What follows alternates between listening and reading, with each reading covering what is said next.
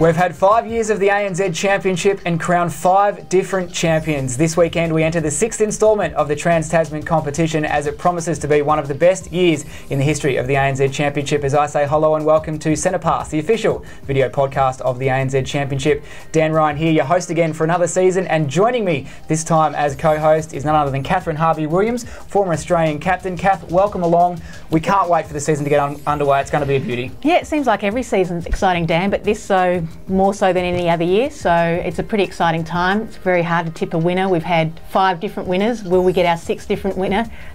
It's a bit difficult to tell, but instinct tells me perhaps we are going to see the first team win 2 ANZ Championship titles. Who that will be, I don't know. Certainly looking forward to getting it underway. Let's have a look at the games that we have coming up in the opening round of the competition, Kath. Starting with our first match, the Canterbury Tactics, the Wooden Spooners from last year, up against the defending champions, the Waikato Bay of Plenty Magic. That game's on Sunday in Nelson. It should be a big game, but the Magic's still a star-studded lineup like last year. Yeah, look, I expect them to be New Zealand's #1 side.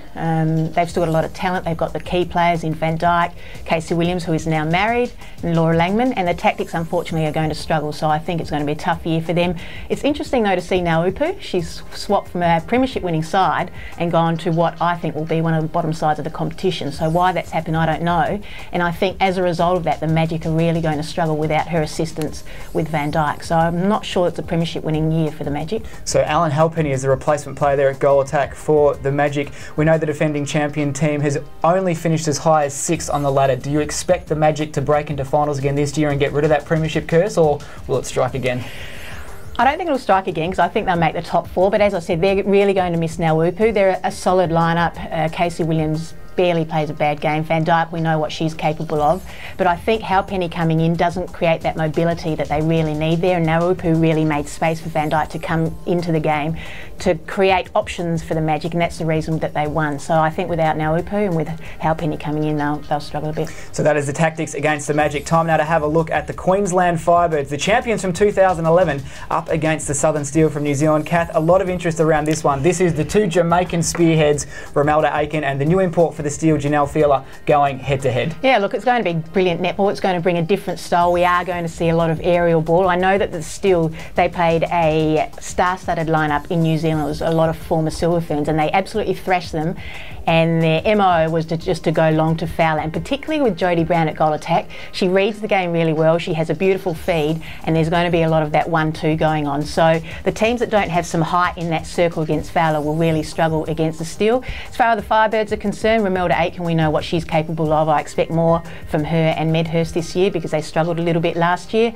But they've lost a number of players to the Vixens. A lot of players have gone home, so I'm not sure that they'll be the force that they were a couple of years ago. 6 new faces in that Queensland Firebirds team, so the most changes along with the Melbourne Vixens and any other team. How much do you think that's going to impact the team early on? Yeah, look, I'm a big one. I think you need players, the core of the team, to be there year in, year out, to really develop over a period of time. So if you lose 6 players, from a team that only has 7 out on court, it's a real struggle for a side to develop some I guess, continuity. So I think for the next couple of years, it's almost going to be like a rebuilding phase for the Firebirds. So I can't see them finishing in the top 4. That is the Firebirds against the Steel on Sunday in Brisbane. Let's now have a look at the Adelaide Thunderbirds against the Central Pulse from New Zealand. The Thunderbirds, a very stable team as what they put together from last year, but a lot of talk over the ditch about this Central Pulse team.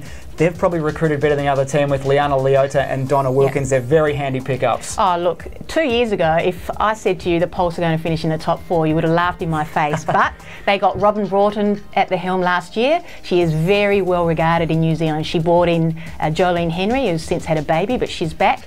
And with Wilkins and Leota, they are going to be the team that moves up the ladder significantly, and I am picking them in the top 4. So last year the Thunderbirds were a better side than the Pulse, but they lost to them in New Zealand. So I think we're in for a really exciting clash. The Thunderbirds will deliver as they always do. I think they'll be a top 4 side again. They've got enough good players to win the premiership, but as we know, a lot goes into that, so we'll see how that pans out. Certainly looking forward to that one. The Thunderbirds against the Central Pulse in Adelaide on Sunday. Another big game on Monday night will be the Northern Mystics hosting the Melbourne Vixens. A lot of interest around this one because it does mark the return of the legend Sherelle McMahon, so we're certainly looking forward to seeing her back out on court. Fantastic to see her out on court. Nobody liked the way that she finished. She suffered that serious Achilles tendon injury a couple of years ago. She's since had the excitement of having a little boy, and so she'll be back. She'll be fresh after a couple of years out of the game. The other interesting aspect, Dan, too, is Julie Corletto. She's lining up against her old side, representing the Mystics. The Mystics, unfortunately, have suffered during the off-season. Anna Harrison has announced a pregnancy, so she's out. She's going to be a major loss for them because it really disrupts what they would have planned.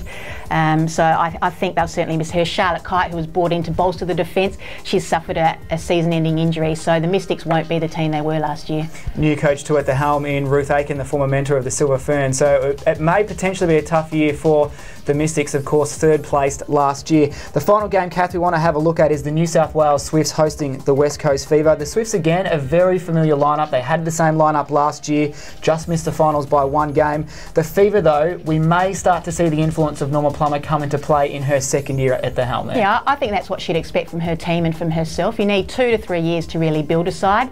They've lost Susan Furman to a career-ending injury, unfortunately, so they'll miss her with her height. They promise a lot, Dan, the Fever, and they do have potential, particularly to win at home, but they don't often get over the line. So if ever they're going to start to challenge, it's this year. You know, the next couple of years are crucial for the Fever. They really need to put some results on the board. As far as the Swifts are concerned, missed the finals last year. That's not an expectation that the New South Wales people are familiar with. They would want them to finish in the top 4, but I'm not sure that they've got the personnel to do that. Pratley had an outstanding year last year. They'll need more from Gerard and McCloma. So they've certainly got a decent lineup. Whether or not it's good enough to push for top 4, I don't know. Well, that is how the round looks in the opening round of the ANZ Championship. 5 terrific games. We can't wait to see the outcomes. Now, Kath, last year on the show, I went head-to-head with Sherelle McMahon in a tipping competition. I beat her by 1, but let me tell you that it was decided by a game of rock, paper, scissors. So let's hope it doesn't come down to that this year, but take us through your tips for the opening round of the competition. I won't tell you why, but I will preface this by saying I'm hopeless at tipping, so Excellent. You should beat me. Magic, Firebirds over the Steel, Thunderbirds, because you're part of that group, will beat the Pulse just. The Vixens against the Mystics, I don't think they've quite got the personnel this season. Swifts probably because they're at home against the Fever. All right, Kath, I like your tips. Apart from the last one, I'm going with the Magic, the Firebirds, the Thunderbirds, the Vixens, and tipping the Fever in a bit of an upset early on to knock off the New South Wales Swifts. Well, that's all we have time for in our first edition here of Centre Pass for 2013. Kathryn, great to have you on board and thank you for joining us. Pleasure. And we look forward to seeing all of the action this weekend, so make sure you check your local guides and tune in to see the ANZ Championship get underway. Until next week, goodbye for now.